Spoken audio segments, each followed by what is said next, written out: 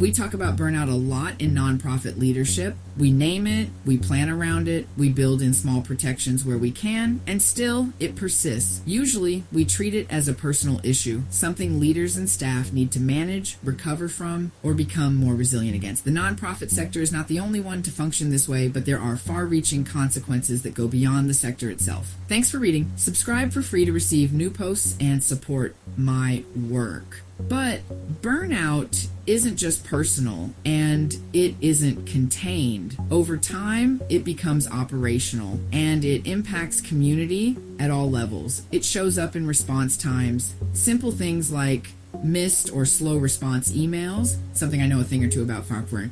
Whether someone is available to answer that phone call. On a larger scale, in how quickly programs can adapt, in how consistently partnerships are maintained, not all at once and not always visibly, but in ways that accumulate. From the outside, those shifts are often read as disengagement or a loss of momentum, sometimes even as a lack of accountability, but inside organizations, the reality is more direct. People are still showing up, still committed, still doing the work. They are just doing it within systems that have not expanded to meet what is being asked of them. Regardless of how amazing or talented someone may be in doing their job, eventually they run out of time. Burnout, in this context, is not a failure of dedication. It is the predictable result of sustained misalignment between expectation and capacity. And that misalignment doesn't stay internal.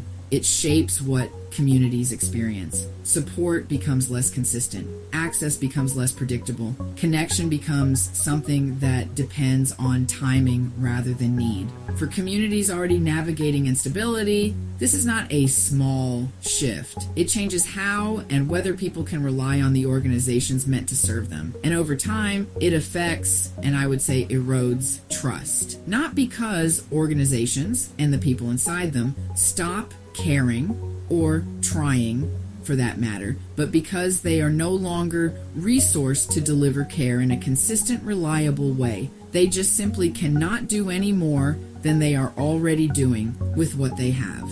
This is the part we tend to avoid naming directly. We ask organizations to meet growing and increasingly complex needs. We celebrate expansion. We reward visibility. We even thank the people who continue to do the thankless work of serving community. But we do not consistently resource the infrastructure required to sustain any of it. So organizations stretch, and the people inside them carry that stretch for as long as they can, until they can't. At that point, we again return to the same conversation about burnout, about wellness, about resilience. But those conversations, those aspirations on their own are incomplete and too often insincere, because burnout is not just a workforce issue. It is a systems issue.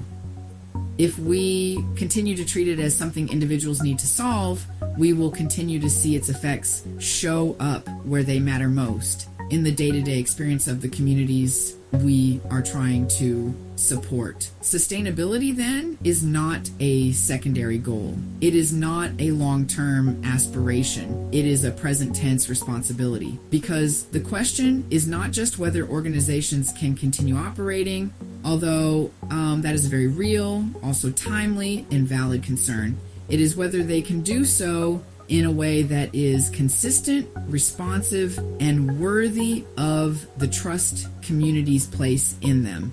Right now, too often, the answer is not without cost. And the cost is not only borne by the people doing the work, but by the communities that we serve.